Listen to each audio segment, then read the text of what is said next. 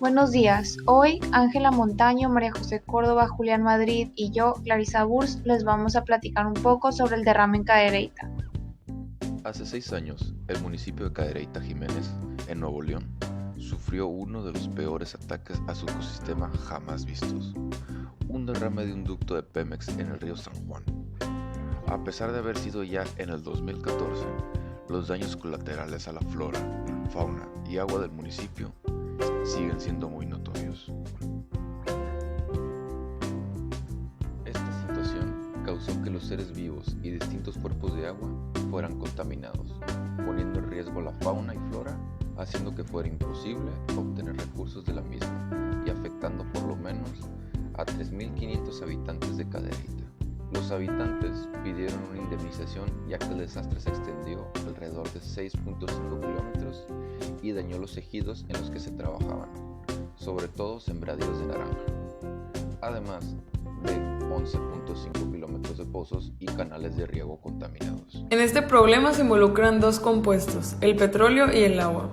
El agua está compuesta por 2 hidrógenos y un oxígeno, y todos la conocemos.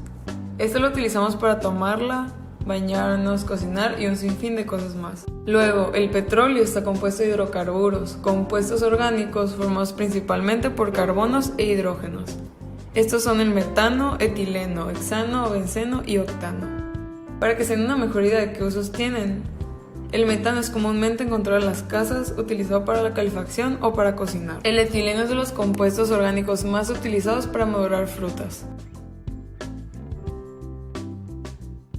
El hexano es empleado para extraer aceite vegetal, el benceno se utiliza para disolver yodo, azufre, fósforo y gomas, y en cuanto al octano, este es utilizado como combustible de nafta, otro tipo de hidrocarburo. Para poder buscar la solución a este problema, debemos conocer los compuestos con los que trabajamos. Primero hablaré sobre la molécula del agua, comúnmente encontrada en el estado líquido, la cual cuenta con enlaces covalentes polares y tiene una geometría molecular doblada a causa del par de electrones libre que tiene. El metano y etileno son gases unidos mediante enlaces covalentes no polares.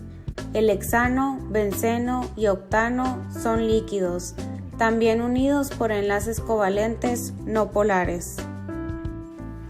Todos estos hidrocarburos tienen diferentes geometría molecular.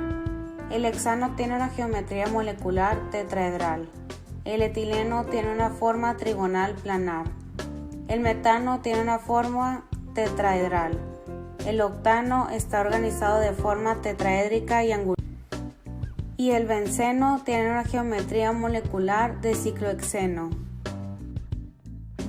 Aquí se muestra un ejemplo de la configuración electrónica de un hidrocarburo, que en este caso es el benceno.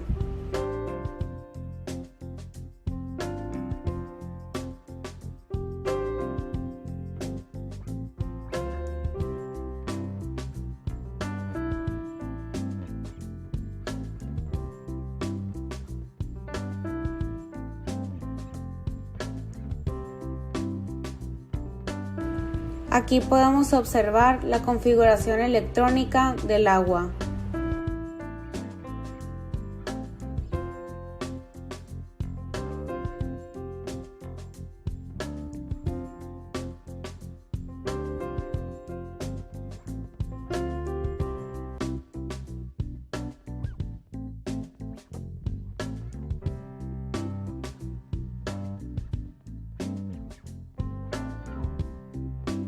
Estos hidrocarburos tienen sus propiedades y diferencias que los hacen únicos. Por ejemplo, el metano es un gas incoloro e inodoro, lo cual es peligroso ya que puede causar asfixia.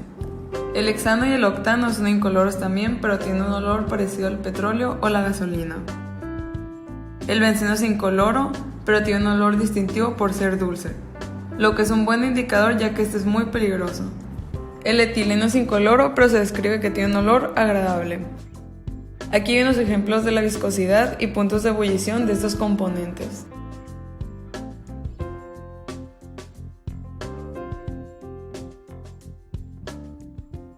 Saber qué tipo de fuerzas intermoleculares se encuentran en cada molécula es muy importante. ya que esto nos indica si los compuestos se mezclaron, haciendo más difícil la restauración de los daños, o si estos se repelen naturalmente, haciendo la solución muy fácil de llevar a cabo. El agua es conocida por ser el disolvente mundial, por ser polar y contar con puentes de hidrógeno.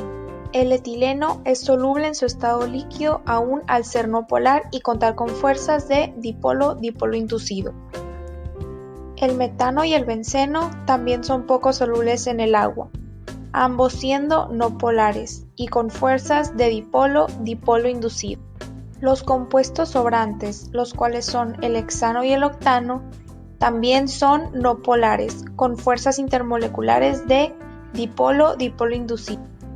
Como se mencionó previamente, hay 3 compuestos que se diluyen o semidiluyen con el agua, estos siendo el metano, benceno y etileno. El metano es un compuesto no tóxico comúnmente encontrado en el medio ambiente. Este puede causar complicaciones al ser inhalado sin ninguna fuente de oxígeno. El benceno es un compuesto tóxico que puede causar complicaciones si se encuentra en pocas cantidades. Si la cantidad es grande, este puede inducir a comas e incluso la muerte. Por otro lado, el etileno es un gas no tóxico, pero que al tener contacto con el agua produce etanol, también conocido como alcohol etílico. Esto ocurre gracias a una reacción llamada rehidratación. En cuanto a los daños ambientales, estos compuestos producen daños a los animales marinos, sobre todo a los invertebrados, generando cambios genéticos en ellos. Pueden matar a las plantas tanto marinas y terrestres, además de producir gases que contribuyen al efecto invernadero. Sobra decir que estos son fácilmente volátiles e inflamables. Después del análisis de este problema, proponemos una solución que es una combinación de alternativas. El primer paso es remover la capa de hidrocarburos que no se diluyeron en el agua con una red. Luego, para quitar el benceno del agua, se utilizará carbón, ya que este lo remueve con solo dejarlo unos minutos mediante la adsorción. El etanol, formado por el etileno y agua, se podría tratar de extraer por medio de la destilación, gracias a sus diferentes puntos de ebullición. El último proceso es la biorremediación, la cual utiliza la digestión de las sustancias orgánicas por microorganismos. Estas sustancias le dan el carbono necesario para llevar a cabo su desarrollo y crecimiento. Los compuestos tóxicos se convierten en inocuos o no tóxicos después de este proceso. Y la biorremediación presenta 2 opciones: daños mínimos o ningún daño a la salud del ambiente. Esta ha sido utilizada para tratar derrames de petróleo previamente y ha sido efectivo. Esta situación es tristemente un problema muy común en México. Se es sabido que siguen habiendo consecuencias de derrames de hace décadas. Es importante recordar lo tóxicos que son los hidrocarburos en el agua y cómo afectan la salud de las personas, la vida de los animales marinos y en lo que se utiliza el agua como la ganadería y la agricultura. Aún así, es imposible creer que el gobierno no esté haciendo nada al respecto, y más cuando en la Constitución está escrito en el artículo 4, párrafo 5 lo mostrado. Y en el artículo 1, párrafo 3 de la Constitución se establece lo siguiente, obligando al país a cumplir este derecho, y aún así el problema sigue sin resolverse. Ya no se puede esperar a que el gobierno actúe, nos toca a nosotros como las nuevas generaciones actuar y luchar por la justicia de Cadereyta y el río San. De todo esto podemos rescatar que los hidrocarburos son compuestos orgánicos formados principalmente por carbonos e hidrógenos. Algunos ejemplos de estos son el petróleo, el gas natural e hidrato de metano. También podemos decir que los hidrocarburos están compuestos de carbono e hidrógenos, mientras que el agua está conformada por hidrógeno y oxígeno. Esta situación desafortunadamente no es la primera y probablemente tampoco es la última, pero nos demuestra mucho como sociedad. Nos demuestra cada vez que el Estado nos falla, que las empresas no se hacen responsables, que los ecosistemas sufren sin ser amparados, que los ciudadanos tienen un derecho a un medio ambiente seguro y calidad de vida. El aspecto positivo de esta situación problema fue que, al analizar la estructura química de los compuestos, nos dimos cuenta que el petróleo derramado sí se puede extraer del agua. El aspecto negativo de esto es que no es la primera vez que sucede esto y que no va a ser la última vez. En mi opinión, el gobierno debería de tomarse este asunto con más seriedad y poner una consecuencia grande a empresas que hagan esto para que deje de suceder cada vez menos.